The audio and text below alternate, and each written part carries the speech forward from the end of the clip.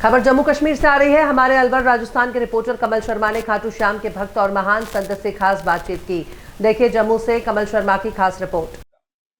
इस बीच हमारे भजन गायिका मोना मेहता जी जो फतेहाबाद हरियाणा से पधारे हैं आज इस धाम पर। मैं बहन जी ये बात पूछता हूँ आपसे, जो आप शिवलिंग रूप में आज जो बाबा के नीले घोड़े को धड़ के आज दर्शन करें आज, तो आपको क्या महसूस हो रहा है इस धाम के बारे में?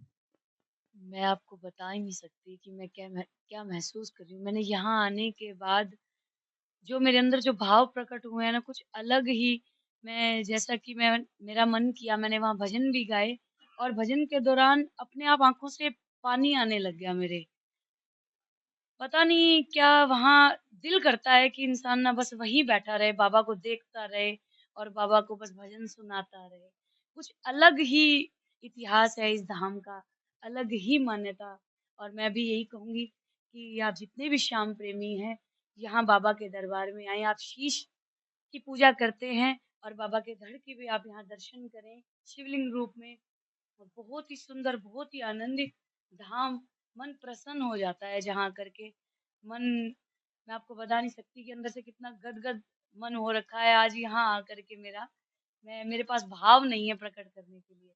और उधर से महाराज जी के साक्षात दर्शन हुए। मैंने तो कल ही कीर्तन में बोला था कि महाराज जी ऐसे लग रहे हैं जैसे साक्षात बाबा शाम आ गए हो कीर्तन में।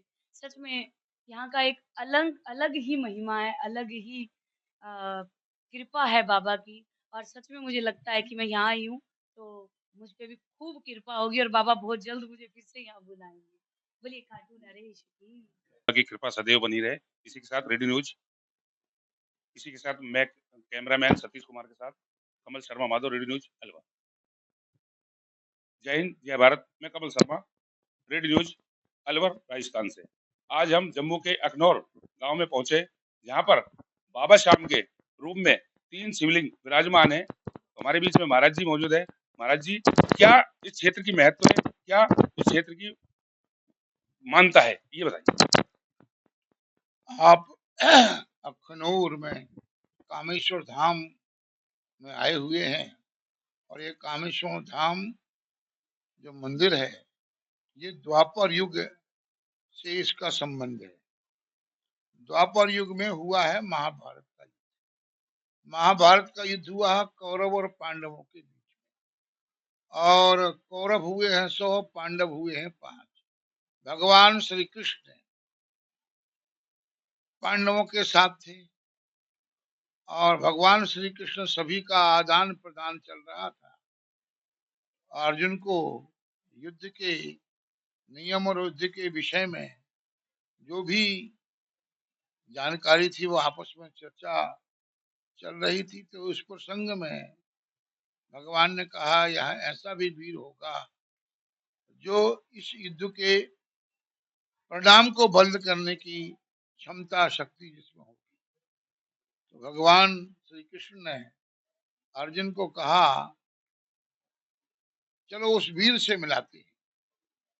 वो वीर के पास पहुंचे। उस वीर का नाम था बर्बरी। बर्बरीक से भगवान ने कहा, तुम कहाँ से आई हो? उन्होंने कहा, मैं तो युद्ध देखने आया हूँ।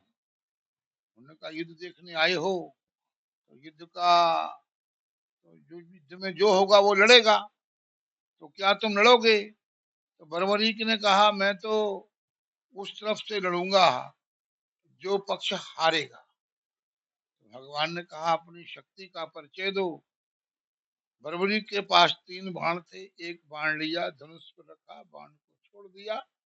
बाण ने एक पीपल के एक एक करके सारे पत्तों का भेदन किया और एक पत्ते को भगवान श्री कृष्ण ने अपनी योग माया से दाहिने पैर के नीचे रख लिया। तो वह तीर संपूर्ण पत्तों का भेदन करता हुआ भगवान श्री कृष्ण के दाहिने पैर पर खड़ा हो गया। तब राजा ने कहा कि महाराज, अपने पैर को हटाइए, नहीं तो आपके पैर का भेदन करता हुआ उस पत्ते का भेदन होगा। भगवान ने अपने पैर को हटा लिया, पत्ते का भेदन हुआ और पुनः तर्कश में आया। अब भगवान तो कर्तुम अकर्तुम अन्यथा कर्तुम ईश्वर परमेश्वर, परमात्मा तो सब कुछ आदि अनादि सब कुछ देता है। भगवान ने विचार किया, हारेगा कौरव जीतेगा पांडव, और यह पक्ष है, अगर कौरवों के पक्ष में हुआ तो युद्ध का परिणाम विपरीत हो। हालांकि भगवान जानते थे कि यह जो बर्बरीक है यह भीम के बेटे का बेटा है, भीम का बेटा घटोत्कच और घटोत्कच का बेटा बर्बरी। और भगवान ने इस भेद को प्रकट ना करते हुए उसकी प्रशंसा की, और प्रशंसा करके कहा जो वीर होता वो दानी होता, क्या तुम दानी हो? उन्होंने कहा हाँ दानी हो, बताओ क्या चाहिए? उन्होंने कहा तुम्हारा शीश चाहिए। उन्होंने कहा मैं शीश तो दूंगा पर युद्ध में न देखना है, और युद्ध देखने के लिए आया हूँ। भगवान ने कहा ठीक है, मैं तुम्हारे शीश को इसी पीपल के वृक्ष से टांग दूंगा, पहाड़ में छोड़ दूंगा और मस्तिष्क में प्राण डाल दूंगा, दिव्य शक्ति प्रदान करूंगा, जिससे यह शीश संपूर्ण महाभारत का युद्ध देख सकेगा। और राजा ने धनुष की डोर से शीश को काटा, भगवान को दिया, और भगवान ने कुरुक्षेत्र के मैदान में पीपल के वृक्ष शीश को। अब शीश वहां पर युद्ध देख रहा है, धड़ था, वो घोड़े पर सवार हुआ और अपनी दादी हिडम्बा के पास जाने को तैयार हुआ, क्योंकि उसकी दादी हिडम्बा ने कहा था बेटा तेरा कभी युद्ध में शीश कट जाए तो मैं पुनः शीश लगाऊंगी, तू मेरे पास आ जा। राजा ने शीश, भगवान ने शीश टांग दिया और मस्तिष्क में प्राण डाल दिए। शीश युद्ध देख रहा है, वहां का सारा दृष्टांत।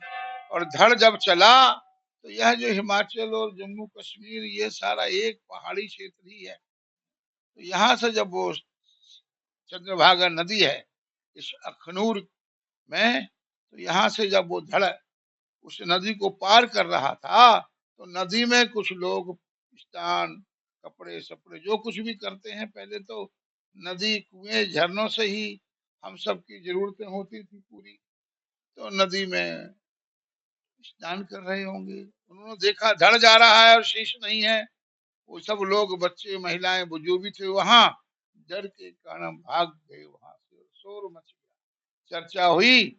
आगे थोड़े से दूर चला और पहाड़ी में चढ़कर जो समतल भूमि पर आया तो घोड़ा यहाँ गिर गया, घोड़ा गिर पड़ा रहा।